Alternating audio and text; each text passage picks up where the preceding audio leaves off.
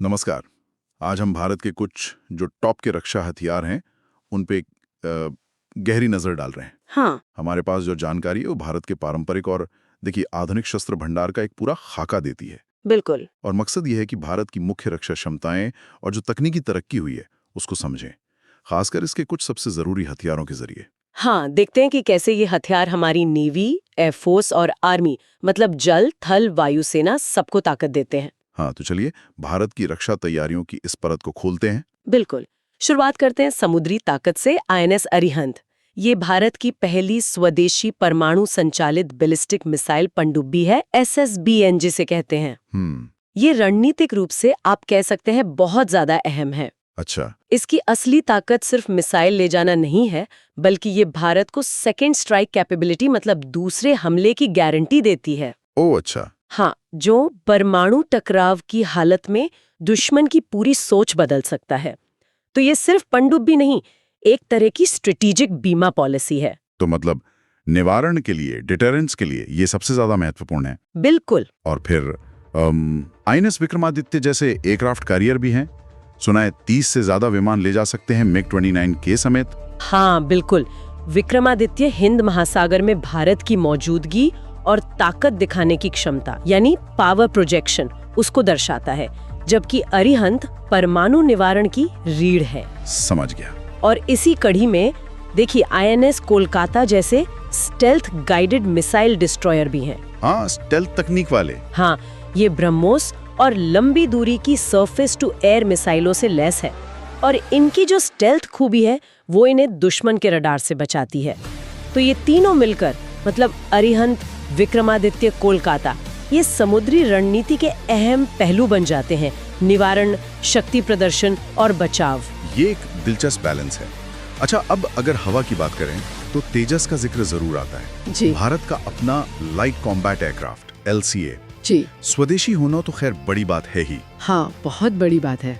पर क्या ये प्रदर्शन के मामले में मतलब परफॉर्मेंस में उन विदेशी विमानों की बराबरी कर पाता है जिन्हें ये रिप्लेस करने वाला है? देखिए, तेजस एक चौथी पीढ़ी का विमान है।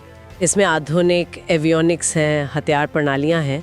हाँ, ये बात सही है कि हर प्लेटफॉर्म की अपनी सीमाएं होती हैं, पर इसका स्वदेशी होना भारत को तकनीकी आत्मनिर्भरता देता है। हाँ, वो तो है। और लगातार अपग्रेड की संभावना भी बनी रहती है। और इसके साथ ही हमारे पास सुखोई Su-30 MKI है। हाँ, Su-30 MKI तो जाना माना नाम है। बिल्कुल, ये भारत के सबसे उन्नत मल्टी रोल लड़ाकू विमानों में से एक है। इसकी रेंज लंबी है और हवा में दबदबा, एयर सुपीरियॉरिटी बनाने की क्षमता इसे वायुसेना का एक बहुत शक्तिशाली हिस्सा बनाती है। और समुद्री निगरानी के लिए वो P-8I नेपच्यून भी है ना, अमेरिका वाला, जो भारत के लिए कस्टमाइज्ड है। हाँ बिल्कुल, P-8I नेपच्यून ये लंबी दूरी की समुद्री गश्ती और पनडुब्बी रोधी युद्ध ASW जिसे कहते हैं उसमें माहिर है। ये दुश्मन की पनडुब्बियों और जहाज़ों का पता लगाकर उन्हें नष्ट कर सकता है। अच्छा। तो आप देखिए, वायु शक्ति में भी स्वदेशी प्रयास है, जैसे तेजस मल्टी रोल क्षमता है Su-30 MKI में, और एडवांस निगरानी P-8I से एक मिला जुला नजरिया दिखता है। हाँ, ये सही कहा। अच्छा, हवा और पानी की बात हो गई, अब जरा जमीन पर आते हैं। मिसाइलें और टैंक। ब्रह्मोस मिसाइल, इसका नाम सुनते ही तो रफ्तार याद आती है। हाँ, मैक 2.8 से 3.0 की गति ये इसे दुनिया की सबसे तेज सुपरसोनिक क्रूज मिसाइलों में से एक बनाती है ना? भारत रूस का ये जॉइंट वेंचर है। जमीन, समुद्र और हवा कहीं से भी लॉन्च हो सकती है, और इसकी गति का मतलब है कि दुश्मन को जवाब देने का वक्त बहुत कम मिलता है। हाँ, वो तो हो गई। रेंज कितनी है इसकी? अभी 300 किलोमीटर के आसपास बताई जाती है, पर इसे 600 किलोमीटर तक अपग्रेड किया जा रहा है। मैक 3, बाप रे, ये तो वाकई बहुत तेज है। अच्छा, फिर आकाश मिसाइल भी है, medium range surface to air missile SAM।